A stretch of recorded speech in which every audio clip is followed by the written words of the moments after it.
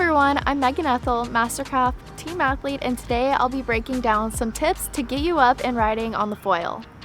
One of the newest water sports behind the boat, foiling can be seen as complicated, but we're here to help you get up safely and progress in no time.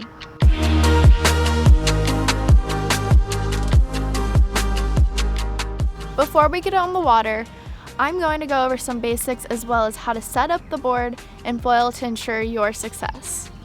A wake foil consists of the board, the wing set, and a mast. A standard mast is usually about 24 to 28 inches, but we recommend learning on something a little bit shorter. As a beginner, the shorter the mast, the better. When setting up the mast of your foil for the first time, position it as far back as possible. This will give you a more stable ride and can always be adjusted forward as you progress. Now let's get on the water.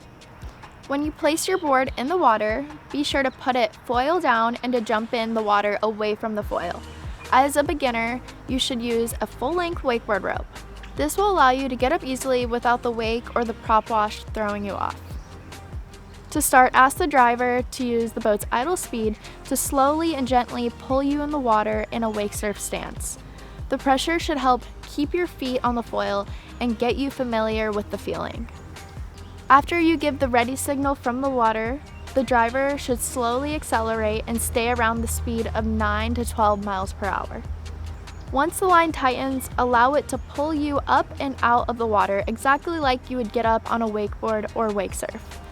Once riding sideways, keep in mind to place more weight towards the front of the board as the boat gets up to speed. More weight towards the front means you will stay cruising at the water level and will prevent the foil from engaging and rising out of the water. If you're struggling with weight displacement, an easy trick to achieve more weight towards the front of the board is to hold the handle with your back hand, letting your front hand hang free. This will pull your body weight forward on the board. Once you're riding comfortably, you're ready to learn how to engage the foil and lift out of the water. You'll want to start by making a slow and controlled backward shift of your weight and hips. You can do this by adjusting your stance further back and putting more weight on your rear leg. Slowly shift your weight forward and bring the board back down. Continue to do this a few times until you feel comfortable with the takeoffs. Each time you lift out of the water, extend the amount of glide time. Eventually, you will figure out the perfect weight distribution for maintaining a hover.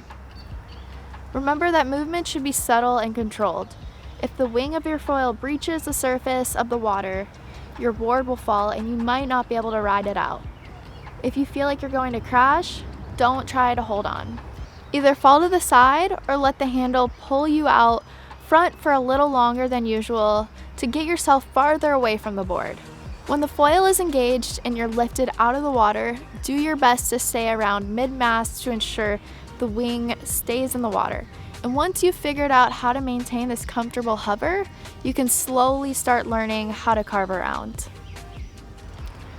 After mastering foiling on the long line, you can work your way towards the second wave. This will allow you to feel the push of the boat start to lessen the tension on the line. This will create a surf-like feel, and once you've mastered this, you'll be riding in the surf wave using a shorter line and completely tossing the handle before you know it. Thanks for joining us today. If you have any questions along the way, please feel free to reach out to us on any of our social platforms.